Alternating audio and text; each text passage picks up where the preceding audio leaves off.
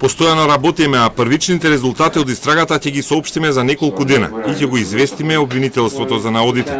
Кратко ни одговори од МВР одделот за борба со информатички криминал, кои истражуваат каков напад е извршен врз веб страницата на ДИК и кој го извршил. Првично истрагата се однесува на хакерски DDoS напад, односно масовен пристап од милиони украдени или клонирани IP компјутерски адреси до сајтот со резултатите од изборите.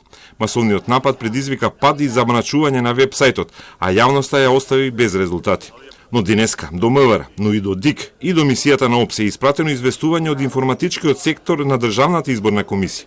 И во него се отвораат сомнежи дека станува збор за друг вид хакерски напад, SQL injection, односно напад врз врската со базата на податоци од изборните резултати.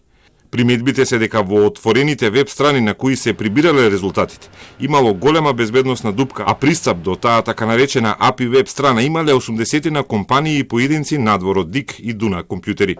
Ваков сомнеж бил утврден од IT секторот на ДИК, а полициските специјалистички истражители ќе го проверат и тој наод, иако истрагата засега е насочена и има сознание и докази за DDoS напад.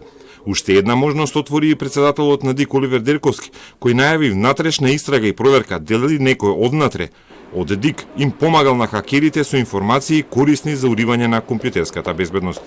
Во секој случај одговорност за настанот мора да има и кај нашите луѓе од секторот кои што ги управуваат системите, затоа што ние пред некое време набавивме доволно опрема за да имаме понова, по-софистицирана опрема во смисла на сервери и така натаму, лиценцирани сервери и ги обезбедивме практично сите потребни елементи да не ни се случуваат овие работи.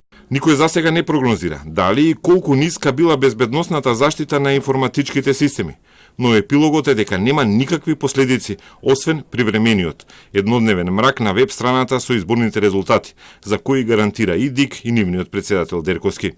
Ноќта на изборите имаше сајбер напади и врз Телеком, каде се наоѓаат серверите на МВР, врз агрегаторот TimeMK, но и врз други веб сајтови. Групата Анонимуси, односно македонската филијала со име Анонопс МКД, ја презеде одговорноста за нападот врз TimeMK, а денеска, иако Твитер профилот им беше затворен, упатија закани за идни акции поврзани со преговорите за состав на нова влада. МВР тврди дека ги следи и истражува и овие инциденти и хакерски напади.